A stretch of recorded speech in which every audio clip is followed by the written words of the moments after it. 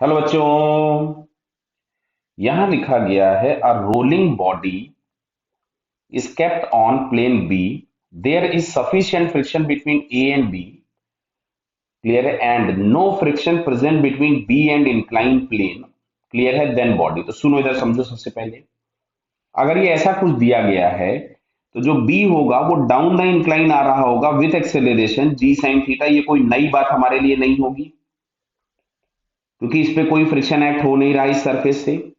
अब अगर मान लो हम बी पे चढ़ के ए का फ्री बॉडी डायग्राम बनाए तो ए पे देखो डाउन द इंक्लाइन एक फोर्स लगेगा एम जी साइन थीटा,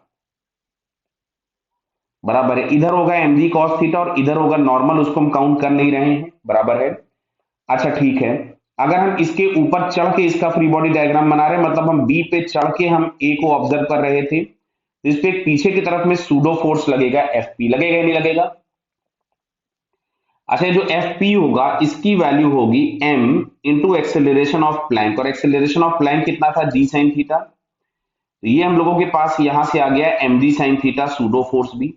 अब क्या दिख रहा है, down the incline m g sine theta और ऊपर की तरफ में भी सूडो फोर्स लग रहा है, वो भी एम जी साइन थीटा के बराबर है।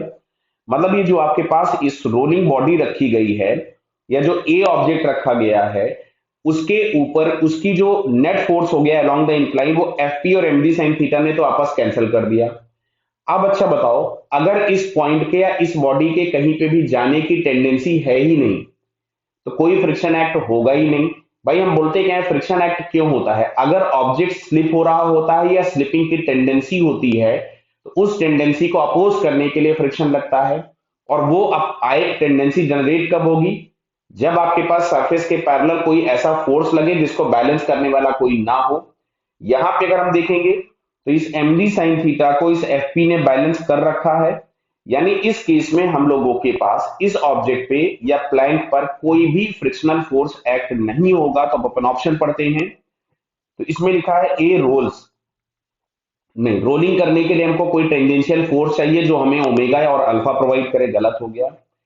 ए does not experience any friction, यार ये बात तो हमको सही लग रही कि A does not experience any friction, clear. तो दूसरा ऑप्शन तो सही लग रहा है, नीचे पढ़ते हैं।